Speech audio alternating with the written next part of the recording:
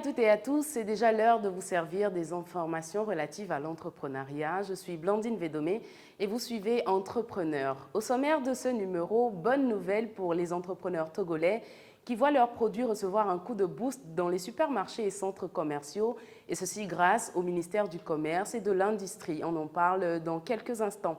Nous nous intéresserons également dans ce numéro au business de la mise en relation. Que savent les citoyens togolais à propos? Nous irons découvrir dans le micro-trottoir. Et juste après, notre expert Dieudonné Tchabli nous dira de fond en comble en quoi est-ce que consiste ce business model. Aïd Kodjo Otu, directeur général de Edol et Africa, société qui révolutionne le secteur du BTP au Togo et en Afrique, est notre invité du jour. Avec lui, il sera question d'avoir sa vision de l'entrepreneuriat, de découvrir son parcours et surtout les défis auxquels il a dû faire face. Encore une fois, bienvenue, c'est parti pour Entrepreneur. Entamons ce numéro avec le journal de l'entrepreneur avec cette bonne nouvelle. Le gouvernement togolais, au travers du ministère du Commerce et de l'Industrie, porte un grand coup de main aux produits locaux dans les supermarchés et centres commerciaux. Parti du constat de la faible présence, voire inexistence des produits locaux dans les supermarchés de Lomé, la capitale togolaise, la direction de la consommation locale du ministère du Commerce et de l'Industrie, après sa descente sur le terrain, encourage les promoteurs de ces supermarchés à créer en leur sein un étalage dédié exclusivement aux produits Made in Togo afin de booster la non seulement visibilité de ceux-ci, mais également leur consommation. Cette nouvelle qui va ravir plus d'un en parlant des producteurs des produits Made in Togo. Ingénieur BTP et lui-même entrepreneur dans ce même secteur, notre invité du jour, Aïd Kodjo Otu, décide d'innover en 2020 en créant la structure Edol et Africa pour proposer une plateforme web de mise en relation entre ouvriers BTP et demandeurs de main-d'œuvre, qu'ils soient particuliers ou entreprises. Grande révolution dès ce moment. Nous vous proposons alors une section d'échange d'informations avec Aïd Kodjo Otu, qui revient un peu sur son parcours et surtout sa vision à lui de l'entrepreneuriat. Regardez. Alors, Monsieur Aïd Kodjo Otu, bonjour. Bonjour Blandine. Merci d'accepter l'invitation de Réa. Tout le plaisir est pour moi. Super. Alors, nous sommes dans l'entretien de je dis super entrepreneur. Nous sommes dans l'entretien de l'entrepreneur, histoire de partir de votre parcours et d'aller sur votre vision de l'entrepreneuriat. On entend beaucoup parler de vous grâce à votre plateforme Edol et Africa, votre entreprise. Et moi, je suis curieuse de savoir, avant ça, c'était quoi votre quotidien, entrepreneurialement parlant? Bon, merci déjà pour l'opportunité. Également, mes félicitations à ce que le programme ou bien la chaîne Réa fait au Togo, et en particulier en Afrique en général. Un peu avant Edolé, je pense que j'étais quand même toujours dans l'entrepreneuriat, avec l'une de mes premières entreprises où j'étais dans le BTP classique, c'est-à-dire l'étude et l'exécution des marchés publics. Et mon quotidien, c'était d'aller à la recherche de marchés, d'être dans l'opérationnel, exécuter ces marchés, se faire payer. Voilà, c'était un peu ça, mon quotidien, un peu avant Edol Africa. Voilà. Super, ça tombe bien la brèche pour savoir d'où est-ce que le déclic arrive. Bah, disons que je suis de nature à pousser vraiment mes limites. Donc, dans l'exécution de nos marchés avec la première entreprise dont je parlais, je peux dire que je me sentais déjà un peu dans du déjà fait, du déjà vu, la monotonie. Et puis, j'avais envie de vivre quelque chose de nouveau, quelque chose de challengeant, quelque chose de créatif, etc. Donc, et ça m'a permis quand même d'avoir les yeux ouverts dans tout ce que je faisais à l'époque. Et rapidement, je me suis rendu compte qu'il y avait une problématique réelle dans le secteur, bien dans le domaine d'activité des BTP, ce qui n'était autre que la difficulté de rendre les projets ou bien les travaux dans les règles de l'art et aussi dans les délais contractuels. Et quand je me suis intéressé à la question, ça m'a tout de suite amené sur une cause qui n'est autre que la difficulté d'accès aux bonnes ressources pour pouvoir exécuter ces projets. Et alors j'ai été tout de suite interpellé à pouvoir y réfléchir et c'est ce qui nous a drainé un peu vers la création d'une plateforme, d'une banque virtuelle qui s'appelle aujourd'hui Idole Africa. Voilà. Super. Donc, de par votre exemple, on part sur le fait que peu importe l'environnement, il y a toujours une solution à apporter, c'est bien cela? Oui, c'est ce que j'ai l'habitude de partager avec mes confrères et consoeurs. Moi, je suis plutôt orienté solution que orientation problème, au fait, parce que pour moi, j'ai toujours dit que c'est les solutions qui créent les problèmes. Tant qu'il n'y a pas de solution, il n'y aura pas de problème. Donc, lorsqu'on est face à un défi, lorsqu'on est face à un problème, c'est qu'en amont, il y a eu une solution. Donc, à chaque fois que je suis face à une difficulté ou bien à un défi, je me dis forcément il y a une solution. Il y a mille et une solutions. À moi d'être stratégiste et de trouver la meilleure solution qui me permettra d'atteindre mes objectifs. Voilà. Alors, on parle de challenge, Monsieur Haïd. On voit bien que vous aimez beaucoup des challenges parce que vous lancez quand même la plateforme Idole Africa à la période post-Covid, en 2020, c'est-à-dire, et l'année suivante, vous faites un chiffre d'affaires de 10 millions. On est curieux de savoir quelle a été votre stratégie pour arriver à ces fins pendant cette période difficile pour plusieurs. Alors, je crois que je le disais tantôt sur une de mes publications, que l'une des 3 meilleures décisions que j'ai eu à prendre pour mes entreprises ces dernières années a été de recruter un professionnel, un expert juriste en droit des affaires, expérimenté surtout. Ça s'est s'avéré très important, très pertinent dans l'évolution de Idole Africa parce que, étant une personne qui est toujours à l'écoute de soi-même et de l'environnement dans lequel je suis ou bien je fonctionne, j'ai pu tout de suite identifier ce manque comme étant l'une des causes principales des échecs que j'ai eus dans mes entreprises passées, au fait. Donc, tout de suite, en recommençant l'idée d'Idole Africa, j'étais mieux outillé, mieux armé. J'avais une vision très claire, au fait. Tout ceci est issu de mes expériences antérieures, voilà. Donc, j'avais une vision très claire. Je savais où j'allais et je savais ce dont j'avais besoin pour pouvoir y arriver. C'est ça qui a permis de chercher tout de suite les outils nécessaires dans cet expert dont je parlais tout de suite pour pouvoir arriver où nous sommes aujourd'hui. Voilà. Alors, de cette expérience, qu'est-ce que vous direz à un jeune entrepreneur, lui qui se lance? Parce que ce n'est pas toujours évident d'avoir tout ce dont on a besoin les premières années. Bah, je crois que généralement, d'abord, nous n'avons pas la culture de l'entrepreneuriat. L'entrepreneuriat n'a pas été enseigné dans nos curriculums éducationnels, etc. Et je crois que c'est déjà engager un combat avec une défaite pour la plupart des jeunes entrepreneurs togolais, dont moi. Mais aujourd'hui, ça se passe mieux parce que nous avons la chance d'avoir le numérique, les réseaux sociaux à travers lesquels nous nous formons. Oui. Et nous nous dotons des soft skills qu'il faut, parce qu'il n'y a pas que les compétences qu'il faut, mais il y a les aptitudes qui sont très importantes. Et parmi ces aptitudes, je crois que nous devons vraiment cultiver la patience et accepter qu'il y a un parcours, en fait. Et il y a tout un parcours qu'il ne faut pas, Brûler les étapes. Il ne faut pas brûler, c'est step by step. Oui. Et tous les points, tous les escaliers sont importants dans le process.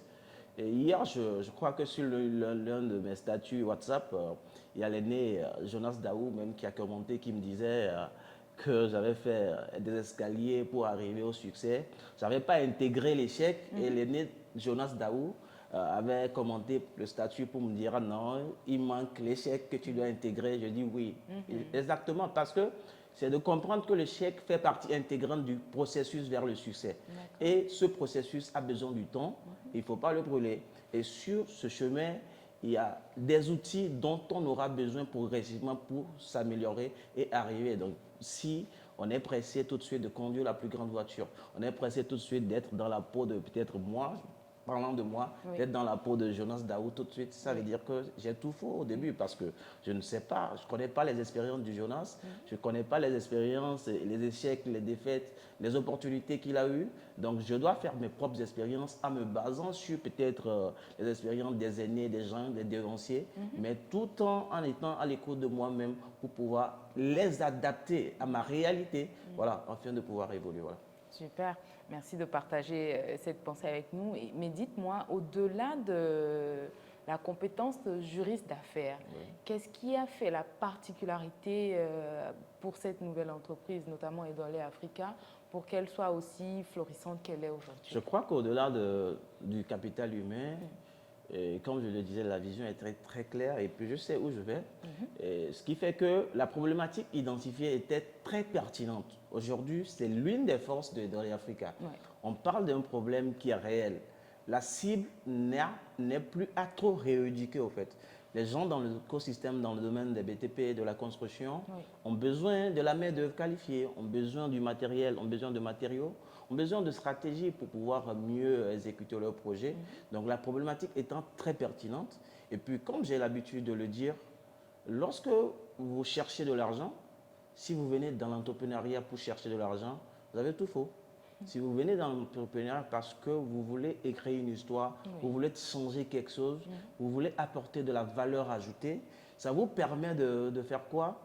D'identifier des problématiques réelles, de mettre l'humain au centre de la préoccupation, de la solution qu'on apporte, on règle un réel problème. Et l'argent, c'est la suite logique de tout ce que je viens de citer.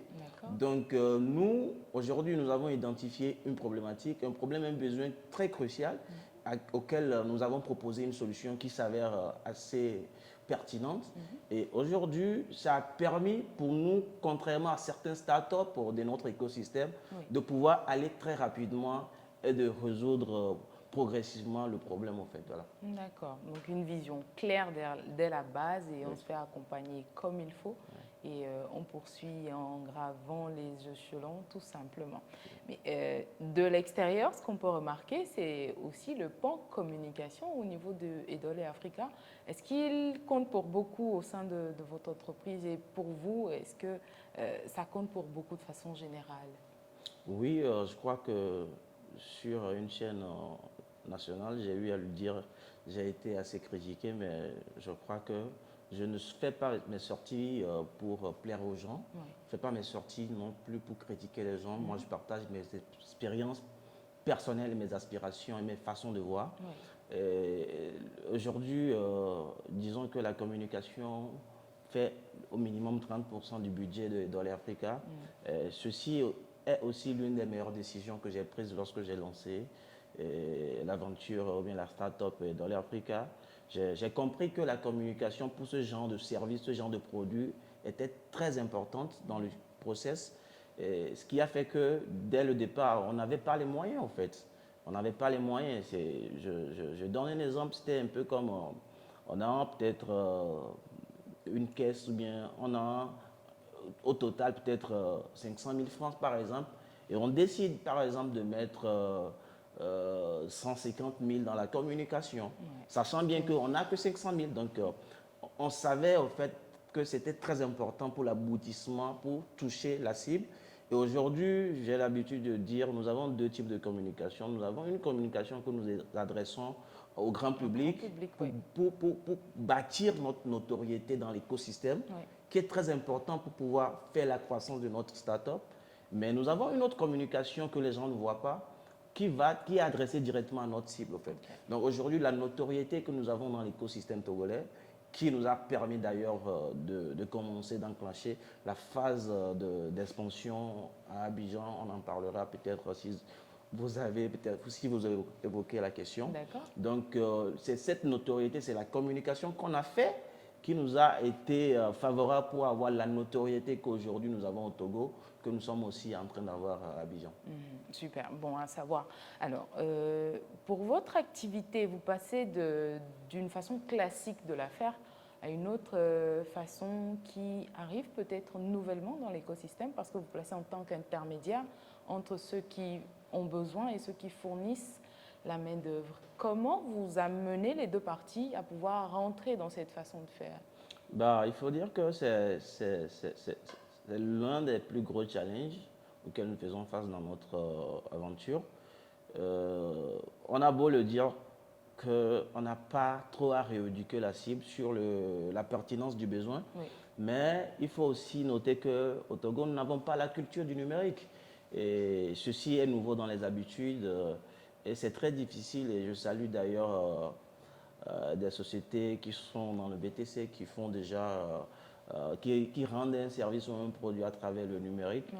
Ça permet de préparer les mentalités à accepter. Et aujourd'hui, c'est ce travail que Dolly aussi fait. Il y a les pionniers qui sont, je sais pas, qui essaient de baliser la voie. Après, des gens vont profiter. Donc, c'est vraiment difficile. Je me rappelle au lancement, au lancement le 22 décembre, pardon, 2020, Oui. à Onomo. Et il y a beaucoup de personnes qui, après la conférence de presse, ou bien pendant même s'ils ne le disaient pas à haute voix, pensaient qu'on était en train de délirer parce que pour eux, ça ne pouvait pas marcher. Ils trouvaient, il y a des aînés qui m'ont dit qu'ils ne comprennent pas comment est-ce qu'ils peuvent venir sur une plateforme pour avoir de la ressource humaine ou bien des ouvriers qualifiés et autres qu'on mettait à disposition à l'époque. Mais je crois que, comme je le dis, je reviens sur ça, la pertinence du besoin étant vraiment élevée, ça nous a permis, ça nous a facilité la tâche, mais ce travail n'est pas encore accompli.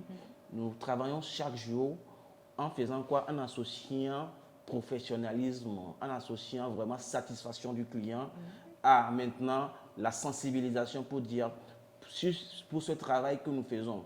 Vous nous avez par exemple contacté pour avoir, vous n'êtes pas passé peut-être par la plateforme, Oui.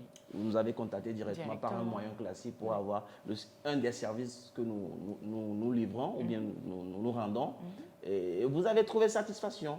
Et après, on vous dit, mais vous pouvez avoir le même service, mais en mettant, en dépensant moins d'énergie, en restant chez vous. Et puis les gens, progressivement, on ne les force pas, mais ils comprennent le bien fondé de switcher du système classique vers le système numérique qui est à la mode aujourd'hui. Voilà. Et du coup, pour vous, ce sera quoi en tant qu'apporteur de solutions? C'est se cantonner à ce qui se fait sur le marché et puis tirer sa part simplement ou vraiment aller au-delà et pouvoir amener la cible ou sinon oui, ceux qui sont consommateurs de l'offre qu'on amène à rentrer dans la vision que nous avons? Non, c'est très important parce que de se contenter de ce qu'il y a, je ne pense pas que ce soit suffisant pour un entrepreneur parce que on crée une entreprise pour entrer dans l'histoire, pour être périn. Moi, je ne crois pas que dans les Africa, la vision qui est derrière, c'est de se faire de l'argent et de disparaître un jour, du jour au lendemain. Oui. L'objectif de tout entrepreneur devrait, je le dis, ce n'est pas le cas forcément, mais devrait être de pouvoir créer une entreprise, une licorne, une entreprise qui va traverser des générations. Et pour ce faire, on ne peut pas se contenter de ce qu'on a en fait. On doit pouvoir avoir un département RD, recherche et développement, innovation, qui nous permet de nous projeter dans le futur à long terme, à court et moyen long terme, qui nous dicte la stratégie à adopter. Et dans cette vision, je crois que c'est très important de comprendre aujourd'hui que le numérique est la clé, le nouveau portail du monde. Et il y a plein d'opportunités dans le numérique. J'ai l'habitude de dire que nos plus gros milliards que nous allons faire à Edoli Africa sera le business de la data, le business des données. Parce qu'aujourd'hui, lorsque vous avez une plateforme numérique par laquelle, par exemple, transitent beaucoup de transactions, beaucoup de données. Vous avez de quoi vendre ces données, que ce soit à l'État, que ce soit aux programmes internationaux, que ce soit tout homme d'affaires, au fait, toute compagnie d'affaires qui viendra vers vous. Parce que vous leur raccourcissez du temps, vous leur faites gagner du temps en leur mettant à disposition des données fiables et qui les évitent de perdre du temps, le temps étant de l'argent. Voilà.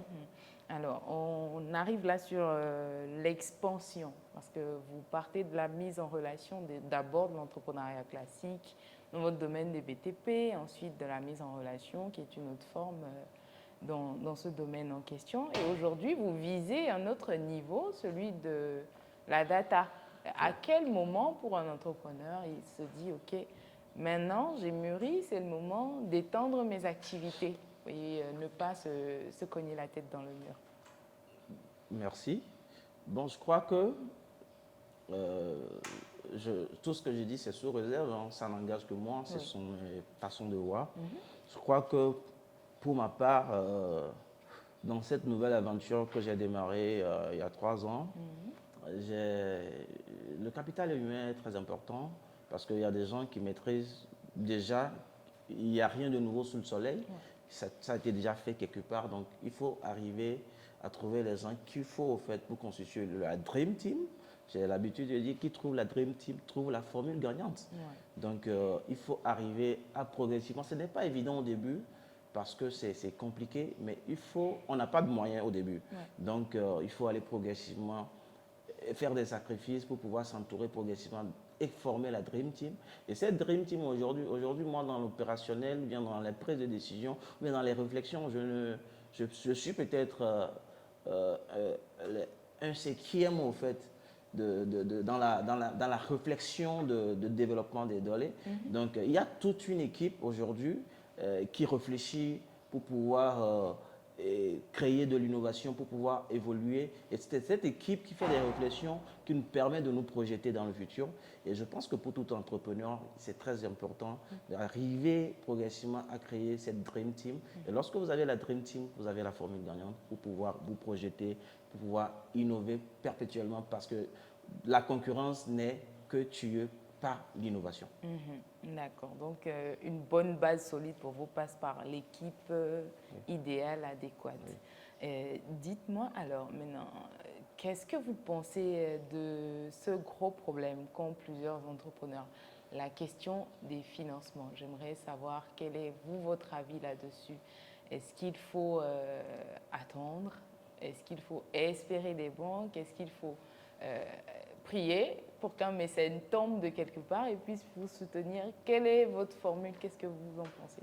Bon, c'est une question vraiment qui revient dans tous les débats lorsque on parle d'entrepreneuriat.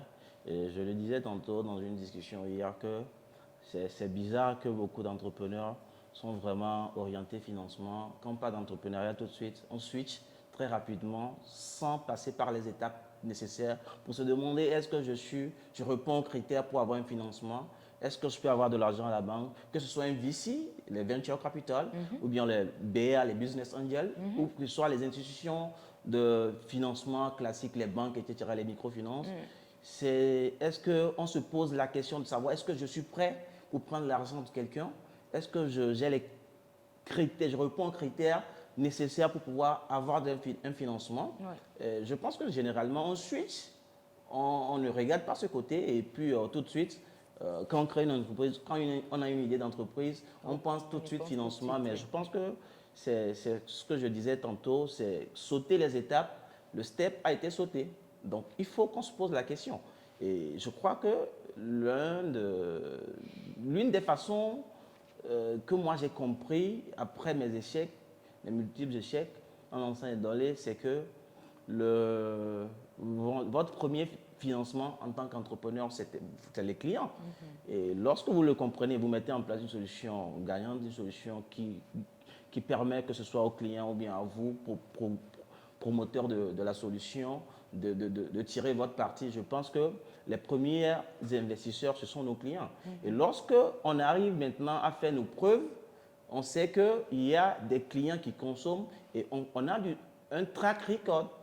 Je le disais tantôt l'autre fois sur une de mes publications également. Le track record, c'est l'ensemble des données qui révèlent la performance, qui révèlent les indicateurs de performance d'une entreprise, d'un produit, d'une solution, qui permettent aux investisseurs d'analyser très simplement, de façon succincte et brève, pour voir est-ce que je dois mettre de l'argent, est-ce que je ne dois pas mettre, si je dois mettre, comment est-ce que je mets de l'argent. Il faut avoir du track record. Et puis lorsqu'on a juste une idée, l'idée c'est rien en fait.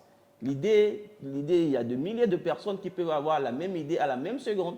Mais c'est ce que nous arrivons à faire avec l'idée.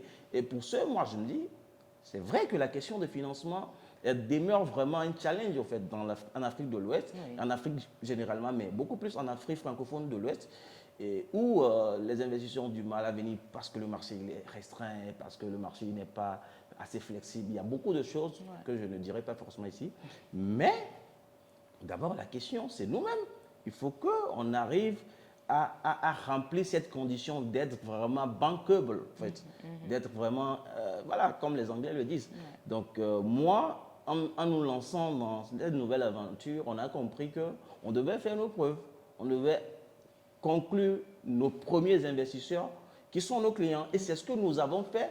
Et aujourd'hui, j'ai l'habitude de le dire. Peut-être j'aurai l'occasion de le dire sur ma masterclass lors de mes 35 ans l'année prochaine qui vient, où je vais partager l'expérience de donner à beaucoup de start-upers. Ça a été fondamental dans la réussite de comprendre que nos premiers investisseurs sont nos clients. Et au jour d'aujourd'hui, nous n'avons pas vraiment eu de financement. J'ai lancé Dolé avec mes derniers sous. Et je l'ai dit lors du meet-up, quand je quittais le lancement des Dolé, je n'avais même pas de carburant dans ma voiture. Et il a fallu 3 mois et 2 mois, je dis, pardon, pour que je puisse enregistrer la structure. 30 000 francs, c'était compliqué. En janvier 2021, c'était compliqué d'avoir 30 000 francs. Wow. Mais après, nous avons travaillé, avoir les 30 000 francs. Nous avons travaillé, avoir nos premiers clients. Nous avons travaillé pour avoir compté nos premiers millions. Nous avons travaillé pour aller au-delà de nos premiers 100 millions. Nous avons travaillé maintenant pour que le PNUD et autres puissent s'intéresser à nous pour dire « Ah, ce que vous faites, c'est intéressant, on va vous donner un coup de main. » C'est là que nous avons profité de la FTAI avec le PNUD, qui est un partenaire stratégique pour Edol aujourd'hui, que je salue au passage, avec le FAEJ qui nous a accompagnés dans ce processus d'obtention de la subvention avec la FTAI. Et après, aujourd'hui, notre besoin ne se situe plus au niveau du PNUD pour avoir peut-être 10 millions qu'on a eu à l'époque. Ce n'est plus ça, nous ne sommes plus dans le besoin de 10 millions ni 20 millions pour enclencher la phase de croissance maintenant. On n'a même pas besoin des banques vraiment parce qu'on est dans les étapes de, nous avons besoin de 500 millions, 1 milliard, 2 milliards. Donc, ce qui fait que c'est une nouvelle phase. On comprend que nous avons validé les 4 précédentes et maintenant, le nouveau challenge, c'est de trouver ces VC qui sont prêts à mettre le gros budget pour pouvoir faire l'extension, pour pouvoir aller en Afrique. Voilà. Super. À vous entendre, M. Haïd, on aurait comme l'impression qu'il suffirait de travailler pour que tout marche. Mais est-ce que, sincèrement parlant, l'écosystème togolais, africain, ouest-africain, se prête vraiment à pousser un peu cet effort des entrepreneurs? Bon, moi, je ne sais pas. Peut-être c'est l'éducation que j'ai eue qui m'a valu mon mindset, parce que le mindset, il est très fondamental pour tout entrepreneur, pour toute personne qui aspire à réussir, à atteindre des objectifs. Donc, pour moi, il y a ma mère qui m'a toujours dit, on ne compte sur personne dans la vie. Ça, ce n'est pas forcément en entrepreneuriat, dans la vie en général. Il ne faut pas compter sur les gens. Si tu attends, si tu as eu aide ou bien tu as un coup de pouce de quelqu'un, prends ça comme tu as gagné à la loterie. Donc pour moi, c'est que personne ne m'aidera. Moi, je ne suis pas issu de la famille la plus pauvre au fait, au Togo. Je n'ai jamais manqué de manger, au fait. Je rends grâce à Dieu pour ça. Mais pour faire mes études universitaires, j'ai des oncles, j'ai des personnalités qui pouvaient m'aider, mais c'était difficile parce que ma mère a dû vendre des pagnes pour que je puisse le faire. Oui. Donc, ce qui veut dire que dès le switch entre le parcours au lycée vers l'université, c'était compliqué. J'ai compris que on ne doit pas compter sur quelqu'un, comme ma mère le disait. Et c'est ce qui m'a permis de comprendre que je ne dois compter sur personne. Si j'ai une aide, c'est comme j'ai gagné de la loterie, je ne compte pas essentiellement sur ça. Donc, c'est ce qui a fait que dans mon parcours, j'ai toujours compté que sur moi-même. Ceci pour dire que c'est vrai qu'on sait tous que l'écosystème a des manquements. Oui. On sait tous, que ce soit en Afrique, au Togo particulièrement ou en Afrique, on sait qu'il y a des manquements. Mais est-ce qu'on va se focaliser sur les manquements? Le gouvernement, pour moi, fait sa part. C'est vrai que ce n'est pas suffisant. Oui. Je le dis, ce n'est pas suffisant. Oui. Mais eux aussi, ils font ce qu'ils peuvent faire et s'améliorer progressivement. En fait, le gouvernement aussi, c'est une entreprise qui a besoin de fonds pour pouvoir rouler, qui a besoin d'être rentable pour pouvoir assurer ses engagements vis-à-vis de la population. Et je crois que lorsqu'on aspire à arriver à un résultat, on ne peut pas compter sur le gouvernement, on ne peut pas compter sur ce que le système nous apporte. Et on compte sur soi, on se donne les moyens, quitte à quitter le pays, quitte à aller chercher des investissements ailleurs, quitte à aller faire des formations ailleurs, quitte à s'associer à des gens ailleurs. L'essentiel, c'est d'arriver à l'objectif et de savoir où on va et de se donner les moyens nécessaires pour y arriver, en fait. Merci. Alors, revenons à Edol et Africa. Vous touchez en temps la question, comme quoi il y aurait une expansion au-delà des frontières togolaises maintenant. Dites-nous-en un peu plus. Oui, je vais citer, peut-être, j'ai oublié de le dire, il y a un de mes mentors, bien de mes aînés, que je suis beaucoup et qui me soutient dans cette démarche. Si. Je parle de l'Ivoirien Stanislas Zézé, le PDG de Boomfeed, Si. qui nous soutient beaucoup dans cette aventure, qui nous a d'ailleurs ouvert son réseau à Abidjan, de rencontrer les personnalités qu'il faut pour pouvoir mieux nous asseoir, mieux nous installer à Abidjan, qui dit que l'entrepreneuriat, lorsque vous décidez d'être entrepreneur, vous n'avez pas, personne ne vous envoie en fait. Vous avez fait le choix d'entreprendre, mais ce n'est pas la responsabilité de quelqu'un. Si. C'est votre responsabilité de réussir, de trouver les moyens qu'il faut pour réussir. Donc vous ne devez pas être dans les accusations pour dire ci ou ça. Donc ceci pour dire, à Abidjan, nous, on a fait un travail. Et à Lomé, au fait, la vision était claire au début. J'ai toujours dit que on a 5 ans pour faire nos preuves au Togo.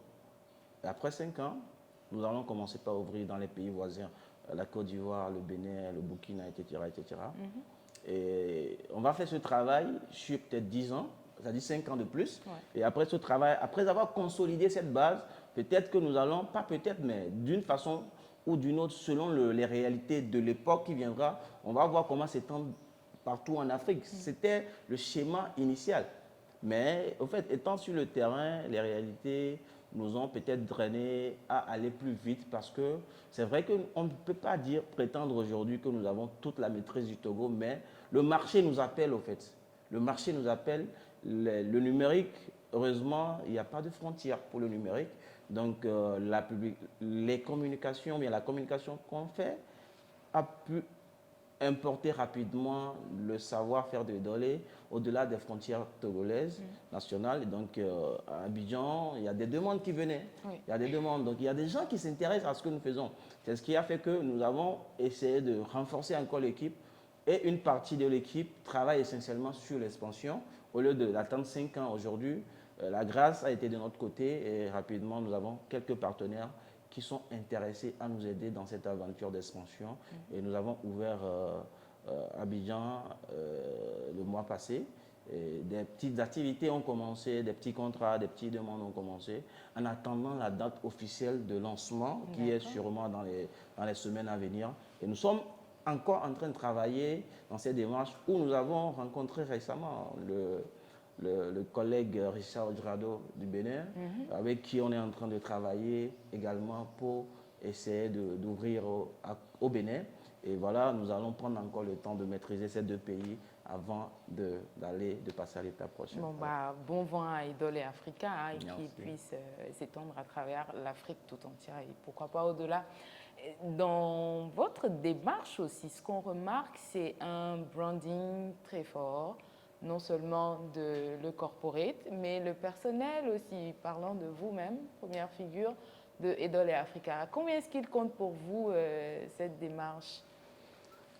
C'est très important parce que tout le monde ne comprendra pas la démarche. Il n'y a pas un seul jour, soit un proche, soit quelqu'un de lointain me dit vous communiquez trop, vous affichez trop vos performances, vous affichez trop ce que vous faites.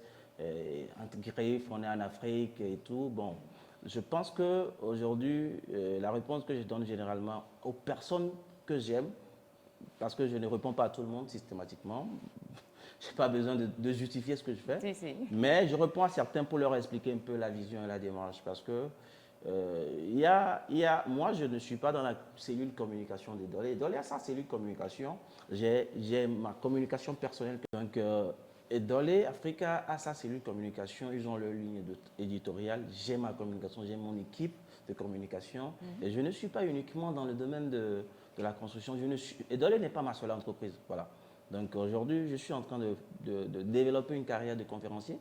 Il y a une équipe qui travaille là-dessus. D'accord. Aujourd'hui, j'ai une entreprise dont je tais le nom, mais qui est dans la restauration. D'accord. Je vais peut-être donner des indices, qui a au moins 14 restaurants à Lomé aujourd'hui. Et j'ai une marque vestimentaire à l'identité africaine, d'ailleurs, qui m'a habillé. Voilà, donc c'est des entreprises que je dirige, voilà. Mais au-delà, il faut pouvoir prouver le leadership pour pouvoir ouvrir des portes. Et c'est ce que je fais sur ma communication personnelle. Donc, il y a ma communication qui est très importante. Vous ne me verrez pas en train de... D'ailleurs, je touche du mot à cela parce que la présence en ligne, il faut vraiment que la jeunesse, qu'on fasse attention parce qu'il faut savoir quoi publier. Il faut avoir une ligne directive de communication. On ne publie pas pour publier. Moi, par exemple, il y a peut-être des articles sur moi qui parlent un peu de mon parcours, qui parlent de ma famille, si je suis marié ou pas, si j'ai des enfants ou pas. Il y a des articles. Mais je ne pense pas que beaucoup de personnes ont des photos de ma famille. Donc, je ne viens pas sur les réseaux sociaux parce que ça ne m'apporte rien d'afficher cela, en fait. Ça ne m'apporte rien d'afficher que je suis en train de manger, que je suis en train de conduire. Ça ne m'apporte rien. Votre vie au quotidien. Voilà, donc ce n'est pas ce que moi je publie ce qui peut m'ouvrir des portes, en fait. Ce qui peut me permettre de renforcer ma présence en ligne en accord avec la vision que je porte. Donc, ce qui fait que la communication est très importante. Et à chaque fois que moi je fais une sortie, c'est parce qu'il y a un objectif clair derrière qui me permet de passer d'une étape à une étape supérieure. Voilà. Et c'est ce que vous recommandez à d'autres? Oui, bien sûr, parce qu'aujourd'hui, pour les jeunes que je mentor, que j'ai l'opportunité de mentorer, ou bien de coacher, ou bien d'aider, j'essaie de travailler sur leur présence en ligne. Et je crois que moi, personnellement, sur mes expériences personnelles, ça m'a ouvert beaucoup de portes. Je n'ai pas eu trop de difficultés à connaître tous les noms que j'ai cités, que ce soit Zézé, que ce soit Richard Girado, qui est aujourd'hui une personnalité influente dans l'entrepreneuriat béninois et africain, et que ce soit bien d'autres. Je n'ai pas eu trop de difficultés par rapport à cela parce que je fais une communication qui est assez intuitive, qui est assez importante, qui est en accord avec la vision de tous ces leaders parce que tous les leaders ont un point commun. Voilà. C'est ça. Super. Merci beaucoup. En tout cas, c'était un entretien très riche qu'on va clore ici, mais ce ne sera pas sans votre mot de fin pour cet entretien. Dites-nous. Merci beaucoup, Blandine, pour le professionnalisme. Et merci à Réa, qui fait un travail énormissime, si je peux le dire ainsi, dans l'écosystème togolais africain. Et merci à toute l'équipe d'enregistrement, etc. Et mon mot, peut-être, c'est de dire à beaucoup de jeunes comme moi qu'en 2030, il y a plus de 60% de la jeunesse, de la population africaine qui aura moins de 20 ans. Et ceci est censé être une interpellation à la jeunesse. Il faut qu'on se lève parce que pour une population aussi jeune que ça, c'est un couteau à double tranchant. Ça peut être une faiblesse comme un atout ou bien une force. Voilà, c'est à nous de décider si ça va être une force pour l'Afrique.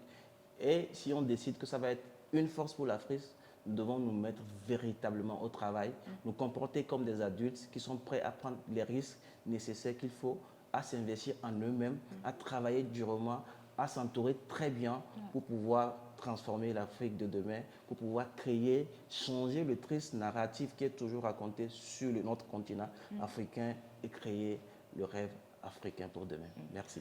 Aïdotou, merci beaucoup. Je vous en prie. Place maintenant à la parole de notre expert concernant le business de la mise en relation qui est en plein essor et qui a réellement explosé en 2017. Et aujourd'hui encore, plusieurs startups adoptent ce business model. Mais en quoi est-ce qu'il consiste essentiellement et qu'est-ce qu'il faut savoir à propos? Voici notre expert Dieudonné Tchabi qui nous en dit plus. Dans la mise en place d'un projet d'entreprise, il arrive un moment où on parle de modèle économique d'une entreprise. Le modèle économique d'une entreprise, en réalité, c'est quoi? C'est tout simple. C'est comment votre entreprise arrive à générer de l'argent. Et il existe plusieurs modèles économiques d'une entreprise. Parmi ces modèles, on parlera donc du modèle de la mise en relation. En réalité, c'est quoi la mise en relation? Il s'agit tout simplement de mettre en relation deux acteurs sur un marché donné et de percevoir soit une commission ou ou soit de créer ce que nous appelons donc un engouement et de percevoir et de gagner de l'argent à travers la publicité. Exemple concret. Vous voyez, par exemple, il y a des gens qui sont des démarcheurs et il y a d'autres personnes qui sont des clients. Ils ont besoin, par exemple, de contacter les démarcheurs ou de trouver des maisons. Ce que vous allez faire, vous allez créer un moyen. Ça peut être une plateforme, ça peut être un réseau social, ça peut être n'importe quoi, mais pourvu que ça soit un canal où ces deux acteurs peuvent se rencontrer. On dira donc que vous êtes dans le business de la mise en relation. Comment vous pouvez gagner de l'argent dans le business de la mise en relation? Plusieurs possibilités s'offrent à vous. Les plus courants, c'est de percevoir une commission sur chaque transaction qui va se faire lorsque ces acteurs vont se rencontrer. En d'autres termes, vous créez un marché pour que ces acteurs viennent. On parlera par exemple, on citera les cas des marketplaces où vous mettez en place une plateforme, vous donnez la possibilité aux vendeurs de venir exposer leurs produits et aux acheteurs de venir donc acheter leurs produits à travers votre plateforme. Vous percevez une commission sur chaque transaction qui se fait. Vous pouvez le faire dans tous les secteurs d'activité. Vous pouvez le faire également dans le secteur de l'amour. On en connaît bien. Plusieurs plateformes aujourd'hui existent et mettent en relation des personnes célibataires qui cherchent à se marier ou qui cherchent à matcher. Il y a plusieurs formes donc de modèles qui peuvent se baser sur la mise en relation. Autre exemple très pratique, dans le domaine de l'immobilier par exemple, vous avez des démarcheurs qui sont là. Un démarcheur peut, n'est-ce pas, aller chercher. Ça, il ne s'agit pas de mettre en relation des acteurs, mais il s'agit de mettre en relation un acteur avec un produit ou un bien quelconque. Et donc, le démarcheur, il va mettre en place une plateforme. Ça, les maisons ne l'appartiennent pas, mais il va prendre les maisons qu'il va mettre sur la plateforme et donner donc la possibilité aux gens de pouvoir venir, n'est-ce pas, louer les maisons ou acheter les biens immobiliers de ces partenaires qui sont donc les propriétaires. On a un autre cas, comme par exemple la plateforme Airbnb, qui a carrément revu le business de la mise en relation et qui a permis aux gens de croire qu'en réalité, il y a plusieurs façons de gagner de l'argent uniquement, même si vous ne possédez pas le bien ou si vous ne possédez pas le produit en question. Et donc, je disais que l'une des façons de gagner de l'argent avec le business de la mise en relation, c'est donc de pouvoir gagner la commission s'il y a une transaction.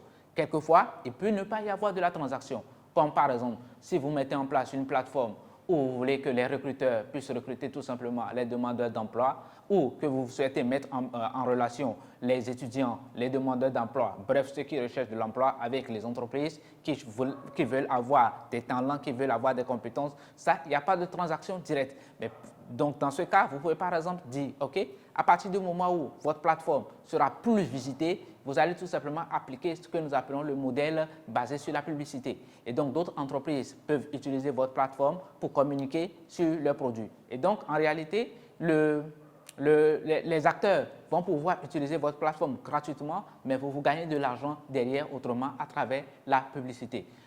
Une autre façon également de gagner de l'argent avec le business de la mise en relation, c'est par exemple de percevoir des abonnements. Dans le cas où je disais tantôt que vous mettez en place une plateforme pour mettre en relation les plateformes et les recruteurs, ce que vous pouvez faire, c'est que vous pouvez faire un abonnement payant, soit pour les demandeurs d'emploi, ou soit pour les recruteurs. Dans tous les cas, l'un des acteurs pourra donc vous payer. À vous donc de voir comment vous pouvez gagner de l'argent avec de la mise en relation. Et vous pouvez le faire dans tous les secteurs possibles. Dans le domaine de l'agriculture, par exemple, vous avez des personnes qui recherchent des produits de grande envergure, des produits nécessaires, les produits industriels, les matières premières comme le café, le cacao. Et si vous avez donc la possibilité de contacter les producteurs, d'avoir accès au stock, vous pouvez tout simplement mettre en place une plateforme web où les acheteurs peuvent donc rencontrer les agriculteurs et vice-versa.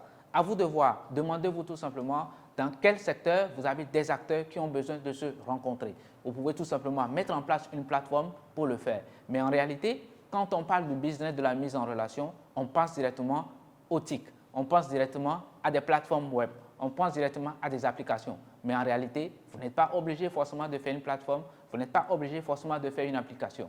Vous pouvez par exemple louer une salle tout simplement dans un hôtel et essayer de faire la rencontre entre deux acteurs. Vous pouvez organiser par exemple des événements. C'est vrai, ça, ce ne sont pas des projets de longue durée, mais c'est des événements, c'est des projets d'un seul, on peut dire un coup KO. Vous l'organisez, mais vous pouvez l'organiser régulièrement. Et donc, dans cet événement, vous essayez de mettre en relation soit les personnes célibataires avec d'autres personnes qui souhaitent tout simplement se marier. Et là, vous le faites dans une salle, vous organisez cela comme vous le souhaitez. Autre exemple pratique, c'est également les foires et les salons. Là, vous mettez en place une foire ou un salon, vous demandez aux entrepreneurs de venir exposer et vous faites appel aux acheteurs qui viendront donc vous mettez en relation ces deux personnes. Et donc, vous pouvez le faire via une plateforme web ou tout simplement en utilisant des éléments physiques. Merci. Le business mis en relation, le réseautage, comme on le dit, aujourd'hui, je peux dire que c'est le fondamental parce que si tu n'es pas en réseau, c'est-à-dire le premier réseau, c'est quand tu es un entrepreneur, ton premier réseau, c'est tes clients, tes fournisseurs. Et les investisseurs aussi font partie de ton réseau. Donc le réseautage, c'est comme on se dit dans la vie réelle, tes amis. Et le réseau permet premièrement de vendre tes produits parce que moi, je pense que c'est le projet qui fait de l'argent. Et c'est d'abord ceux qui vont acheter tes produits et ceux, chez eux, tu achètes tes matières premières.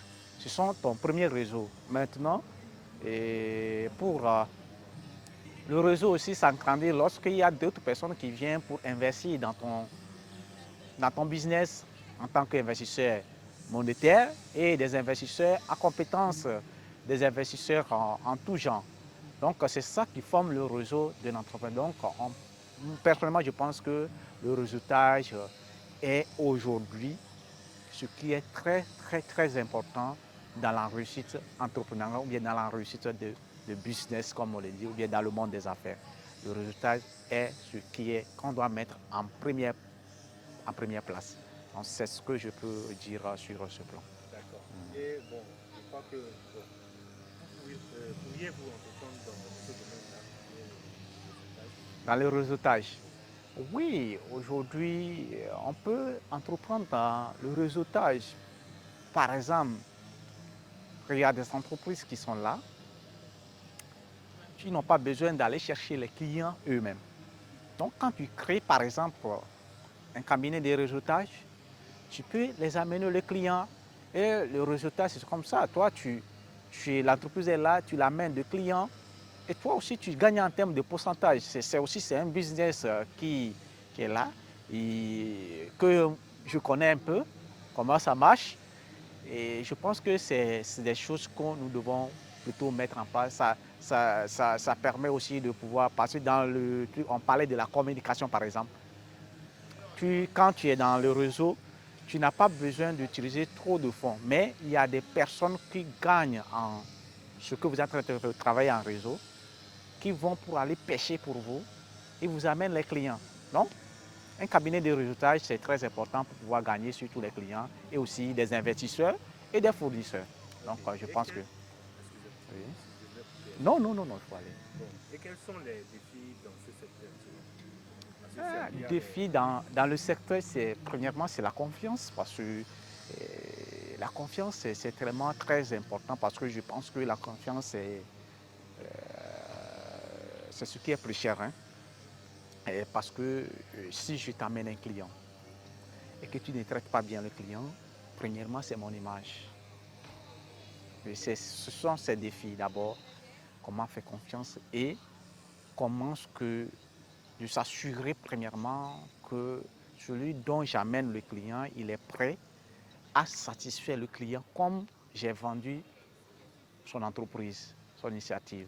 C'est la première des choses. Et aussi, quand se fait confiance, et quand le pain est gagné, il faut que chacun puisse trouver pour lui dedans. C'est ça aussi je sais qu'il y a ces défis-là aussi, poser les fondamentaux.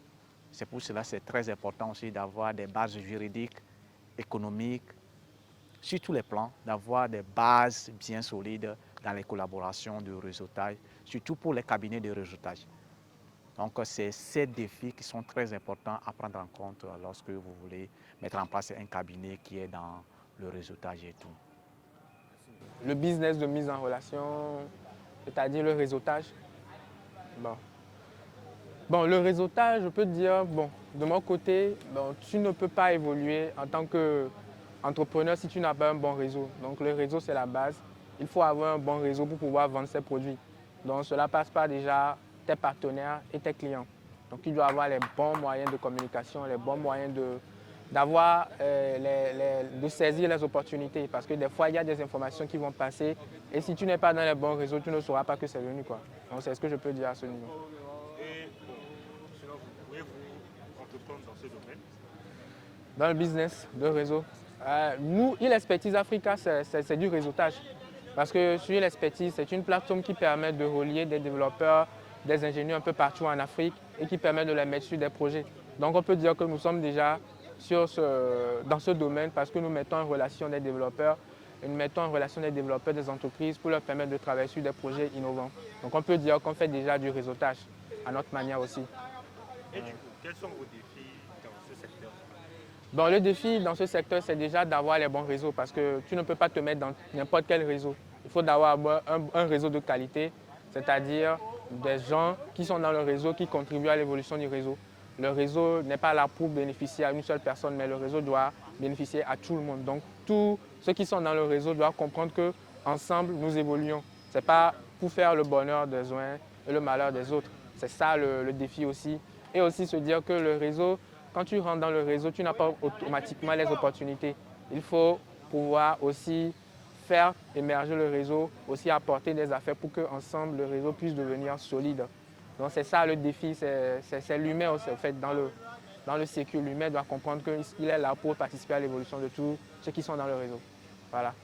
Ce sera tout pour ce numéro d'Entrepreneur. Merci de nous avoir suivis et n'oubliez pas de vous abonner à toutes nos chaînes digitales, notamment celle YouTube, et suivez notre actualité de façon instantanée sur les plateformes Facebook et Instagram. On se retrouve très vite, ce sera pour un autre numéro lié à l'actualité de l'entrepreneuriat. Au revoir.